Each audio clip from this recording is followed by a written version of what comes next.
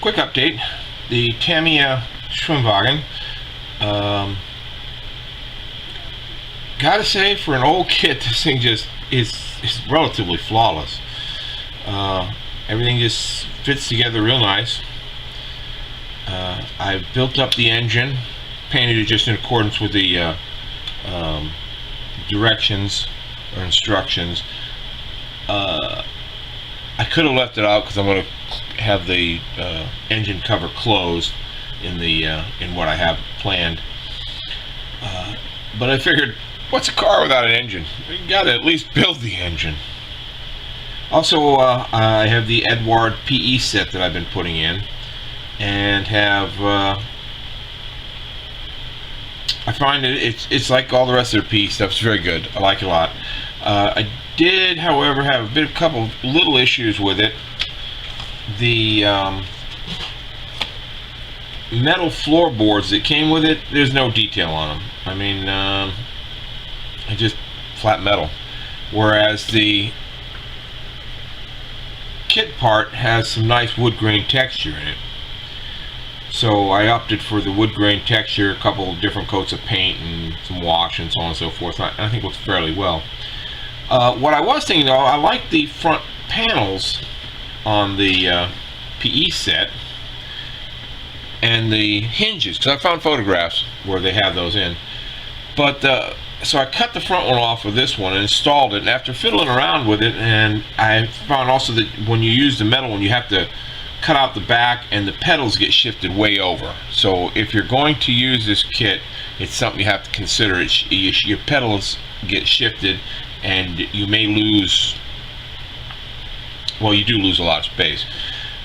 If, however, you just like the wood, technically all you have to do is use the four little hinges, and that's what I did on this side. Just use the two little hinges and put them on the kit part, and that way the pedals and everything sit in the same spot. You will have to cut off the gas pedal load if you want to use the PE gas pedal, which does actually have a lot nicer detail to it. There are also a couple little clamps that sit under the seats, and the pedals themselves, the clutch and brake pedal, have a PE piece that sits over them to give some nice little detail.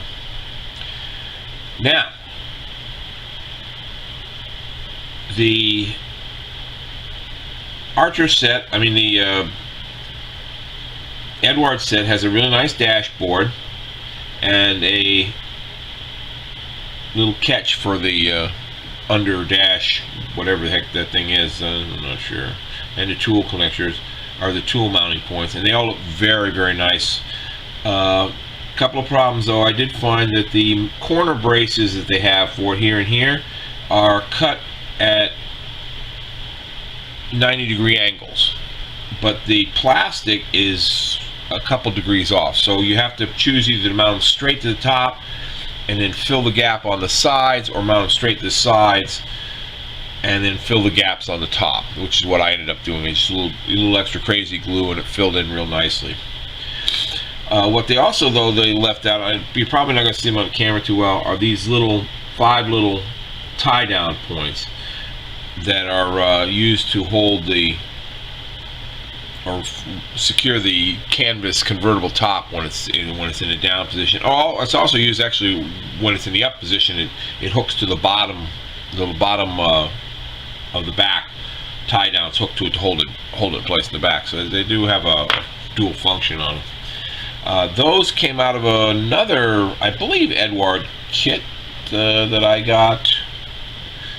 Yeah, another Eduard kit. I got a whole bunch of them left over from my 113, so I don't think I have a problem running out of them anytime soon. Also, I got the DEF model sag wheels for it, resin, and oh wow, they are nice. They come with 4 rear hubs or rear brake assembly areas, so that you can use for either the Schwimmwagen or the Schwimmwagen. You just have to. I'm looking at them and I go, what? There seems to be something wrong here, and that's what I realized, that the ones with the slots are for the Schwimmwagen, while the ones with the little keyhole are for the Schwimmwagen. So you have to pay attention when you start to glue them together, make sure you don't put the wrong ones in. Okay, thanks.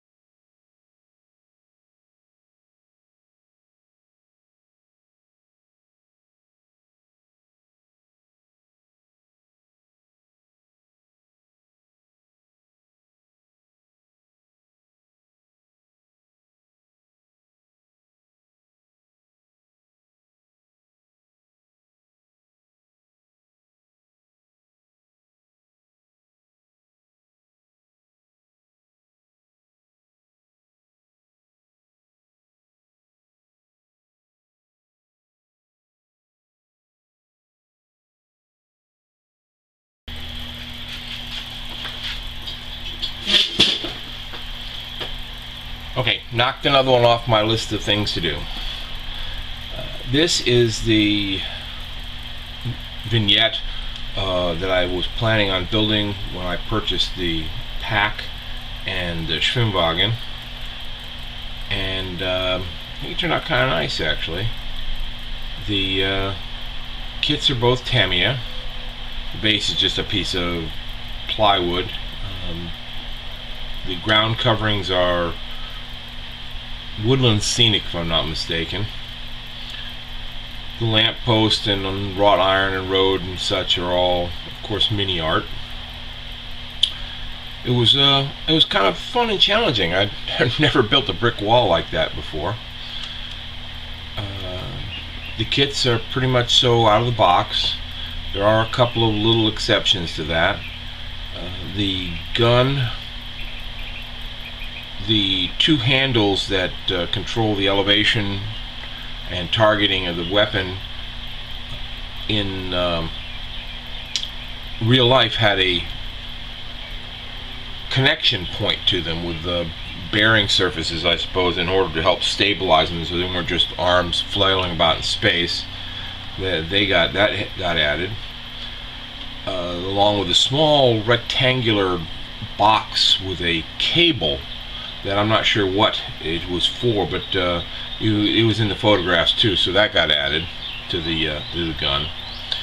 The Schwimmwagen itself is pretty much so out of the box, other than the Eduard PE set and the addition of the resin, Vallejo resin, or Vallejo, sorry, the Verlinden resin accessory parts.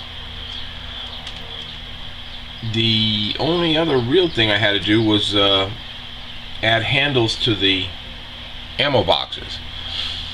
The kit came with 4 soldiers, and one of them was on the ground dragging a box of ammo. Because I only wanted 3 seats, so I wanted material in the back seat, and I only used 3 of the soldiers, and I left off the one dragging the box of ammo. But I got thinking, how was he dragging the box of ammo? Because they're just, the kit provided them were 3 pieces, 2 sides and a top, and it didn't have a handle.